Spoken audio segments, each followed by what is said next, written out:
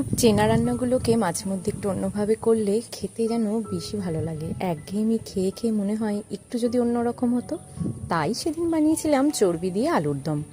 ওদিকে আমি মশলা কষাতে বসিয়েছি, এদিকে চর্বিটাও ধোয়া আছে আর আলুগুলোকেও আগের থেকে ভেজে সেদ্ধ করে রেখেছিলাম, যাতে খুব সহজেই রান্নাটা হয়ে যায়। মশলার মধ্যে ছিল আদা রসুন বাটা, পেঁয়াজ, টমেটো বাটা, কাঁচা লঙ্কা, হলুদ গুঁড়ো, লঙ্কা গুঁড়ো, জিরে গুঁড়ো, ধনে গুঁড়ো আর পরিমাণ মতো একটু নুন দিয়েছিলাম। ভালো করে কষিয়ে নেবার পর যখন একটু একটু তেল ছাড়ছে তখন দিয়েছিলাম চর্বিগুলো।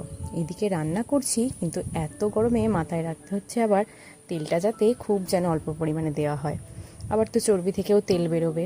চর্বি দিয়ে যে কোনো তরকারি খেতে বেশ ভাল লাগে, সেটা এঁচোড়ের তরকারি হোক, আলুর দম হোক, যে কোনো কিছুর সাথে চর্বির আলাদাই একটা স্বাদ থাকে। তাই যে কোনো তরকারিতে দিলে তার স্বাদ যেন দ্বিগুণ মাত্রায় বেড়ে যায়।